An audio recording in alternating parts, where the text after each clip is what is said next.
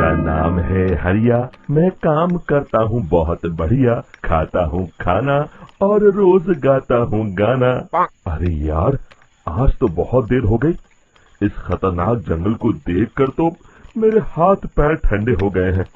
अगर मैं वक्त पर गांव नहीं पहुंचा तो मालिक बहुत नाराज हो जाएंगे। तभी हरिया को एक आवाज सुनाई देती है। सुनिए हरु जी। अरे, ये आवाज किसने दी? तभी हरिया को सामने कुछ दूर एक औरत खड़ी दिखाई देती है। अरे भाई, ये औरत अकेली इतनी रात को इस जंगल में क्या कर रही है? चलकर पूछना पड़ेगा।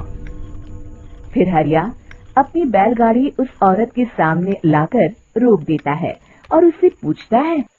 अरे सुनिए, आप इतनी रात को इस खतरनाक जंगल में अकेली क्या कर रही हैं? तभी वो औरत मीठी आवाज में कहती है। अरे हरु जी, आप आ गए। मैं कब से आपका इंतजार कर रही थी। वैसे तो यहाँ से काफी लोग गुजर चुके हैं, लेकिन मैं खास आपका इंतजार कर रही थी। अच्छा, तुम सच कह रही हो? मुझे तो यकीन नहीं हो रहा है। वो क्या है ना, आज तक किसी ने मुझसे इतने प्यार से बात नहीं की।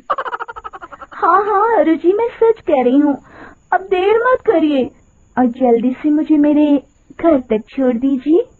हाँ हाँ, कौन सी बड़ी बात है, अभी छोड़ देता हूँ। आप मेरे पीछे बैलगाड़ी में बैठ जाइए और मुझे रास्ता बताते चलिए।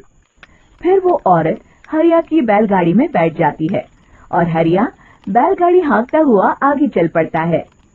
फिर उस औरत के बताए हुए रास्ते पर चलते चलते हरिया बैलगाड़ी लेकर एक काली गुफा के आगे आकर रुक जाता है। हरिया उस औरत से पूछता है। हाँ देवी जी, आपका घर कहाँ है? यहाँ तो एक गुफा के अलावा और कुछ नहीं है। तभी अचानक वो औरत हवा में उड़ने लगती है। देखते ही देखते उसका सुंदर रूप एक डरावनी चुड़ैल में बदल जाता है और वो जोर जोर से हंसती है।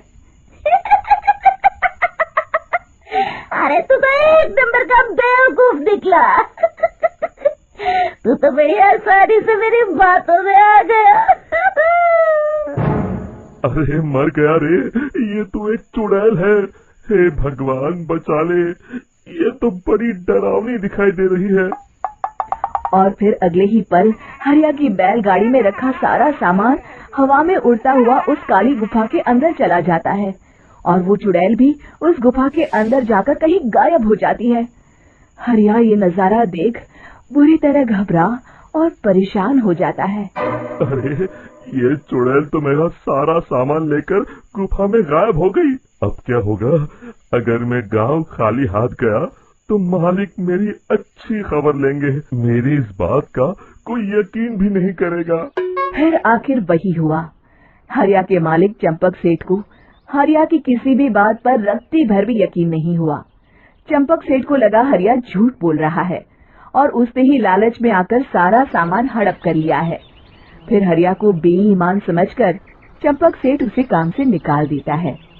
अगले दिन अपनी दुकान में परेशान बैठा चंपक सेठ गुस्से में बड़बड़ाता है। अरे, दुकान में तो सामान बिल्कुल भी नहीं है। अब मुझे ही शहर जाकर सामान लाना होगा। फिर वो अपनी बैलगाड़ी लेकर शहर चला जाता है।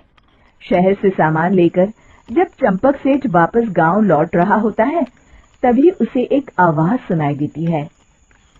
चंपक जी, ओ चंपक जी। अरे, ये तो कोई मेरा नाम लेकर मुझे पुकार रहा है। फिर उस रास्ते में वही औरत खड़ी दिखाई देती है।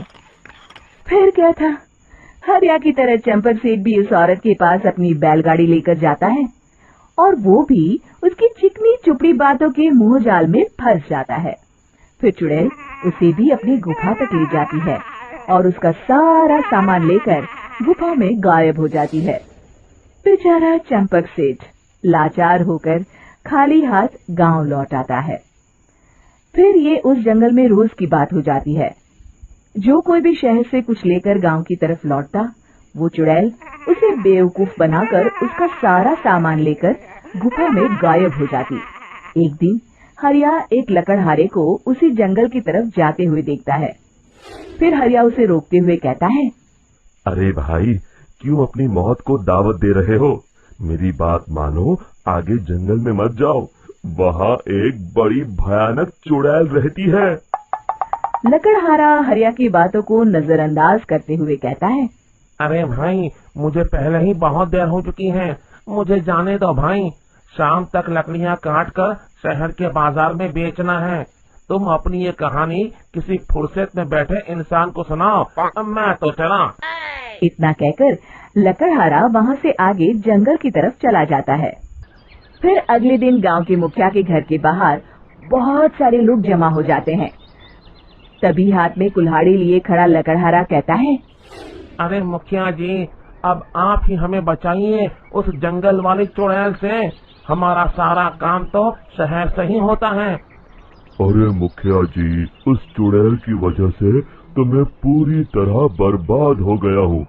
हम सबको मिलकर उस चुड़ैल का कोई इलाज करना पड़ेगा।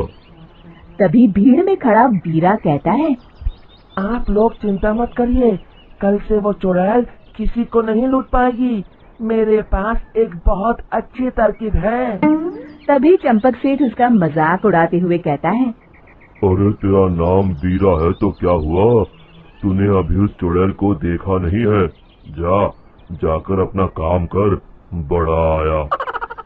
तब मुखिया जी कहते हैं, नहीं नहीं चंपक सेठ, मुझे लगता है हमें इस लड़के को एक मौका देना चाहिए। फिर सभी गांव वाले मुखिया जी की बातों से सहमत हो जाते हैं और बीरा शाम को एक बैलगाड़ी में कुछ सामान लादकर उस जंगल की ओर चल देता है।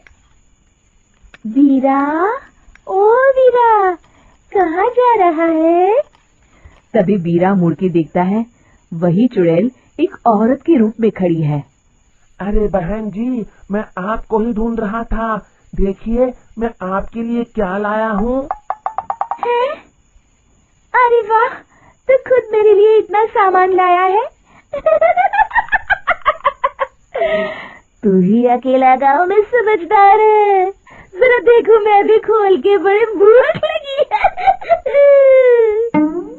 जैसे ही चुड़ैल उस सामान पर से कपड़ा हटाती है, एक भगवान शिव की तेज रोशनी उसके अंदर मूर्ति से निकलती है और चुड़ैल अपने असली रूप में आकर जलने लगती है। अरे मैं जल रही हूँ, बचाओ! बचाओ! ओम नमः शिवाय! मर गई मैं! देखते ही देखते वो चुड़ैल राख के साथ उड़ जाती है और सभी गांव वाले भी वहां आ जाते हैं। शिक्षा, बुराई पे सदा अच्छाई की ही जीत होती है।